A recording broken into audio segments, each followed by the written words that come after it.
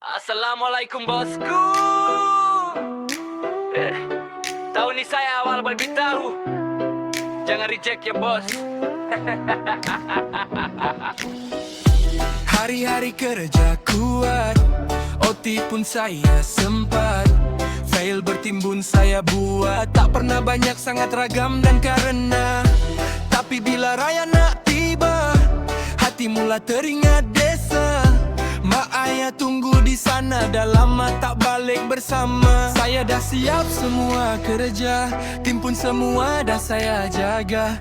Cuma satu yang saya pinta, nak balik raya dengan keluarga. Bos, saya mau cuti raya haji kali ini. Nak balik jumpa family, masak rendang pagi-pagi. Bos, janganlah muka serius begini.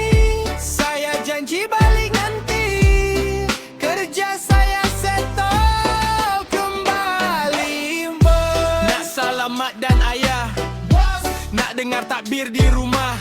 Setahun sekali bosku sayang, beri peluang saya pulang. Bos, tiket dah beli, awal anak buah semua dah call. Kata abang jangan lupa balik, kambing korban dah kena tambat. Saya bukan nak lari kerja, cuma rindu suasana raya. Nak makan lemang tepi keluarga, itu bahagia paling berharga.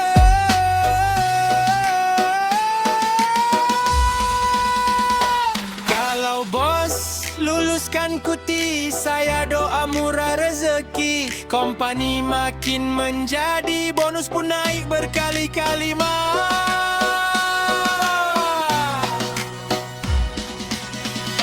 Bos, saya mau cuti raya haji kali ini.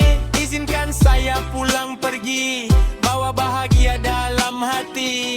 Bos, terima kasih memahami, pekerja pun ada family yang dirindu setiap hari.